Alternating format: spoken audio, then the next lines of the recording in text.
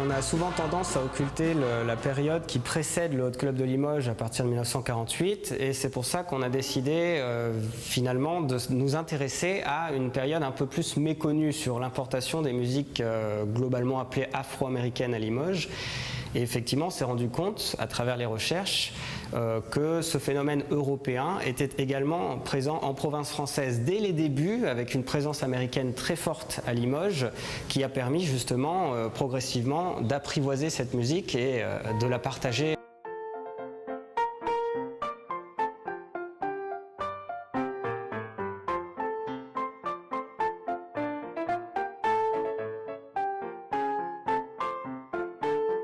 On a décidé de faire un parcours ici dans ce musée qui est davantage ce qu'on appelle chronothématique. Donc à la fois on mêle de la chronologie et du thème. Et donc il y a toute une phase qu'on a intitulée ici Préhistoire du jazz qui correspond effectivement à l'arrivée des premières formes de musique syncopée qui traversent déjà l'Atlantique à partir de la Belle Époque, donc au tout début XXe siècle, qui accompagne l'essor du cinéma, des premiers appareils de type phonographique. Et on a effectivement ces témoignages-là pendant une foire exposition en 1903 où ce cakewalk-là, qui est une danse développée en Virginie à la fin du XIXe siècle, dans l'État de Virginie aux États-Unis,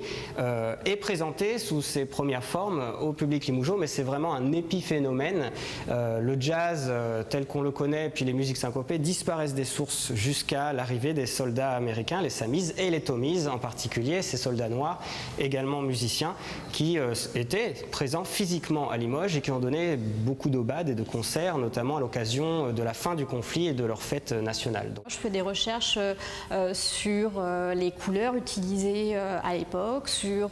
les motifs qu'on va retrouver et essayer de rendre aussi ça à la fois un peu rétro mais aussi dynamique pour que ce puisse être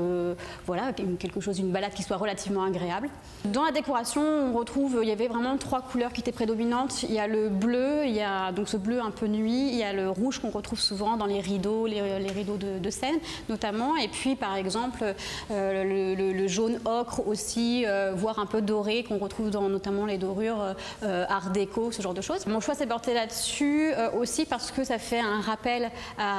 aux États-Unis qui sont au final quand même la terre d'importation du jazz, donc c'était aussi faire un rappel un peu subtil aux États-Unis. Il y a quand même quelque chose de particulier à Limoges et dans le reste de la province qui est montré ici aussi, c'est qu'on n'a pas le jazz véritablement qui se développe ici, on a un jazz. Et ça c'est vraiment différent parce qu'il y a une empreinte locale qui fait partie de tout un phénomène d'acculturation, de métissage culturel. Donc on utilise des accordéons Mogin, donc de l'industrie locale, que beaucoup d'observateurs de l'époque estiment incongru en fait dans une formation de jazz. Donc il y a véritablement là une opposition de style entre le jazz tel qu'il est défendu d'ailleurs par beaucoup de membres du Hot Club de Limoges aujourd'hui, un jazz traditionnel, noir, américain,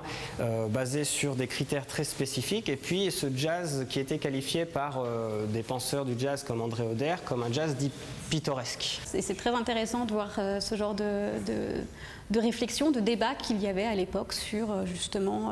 le jazz et ce que ça représentait auprès des jeunes femmes,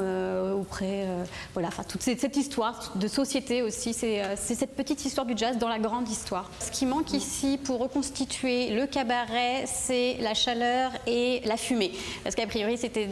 des endroits voilà, très sombres qui étaient voilà, enfumés. Bon, après on ne peut pas tout reproduire, donc il a fallu faire des choix, mais effectivement c'était une idée forte de vouloir en scène finale proposer une reconstitution d'un cabaret où voilà, les gens peuvent ressentir cette atmosphère, que ce soit par la vidéo, le son avec notamment Swing FM qui va passer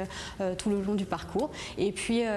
avec les petites tables bistrot, toute cette ambiance là qui rappelle voilà, le cabaret en scène finale.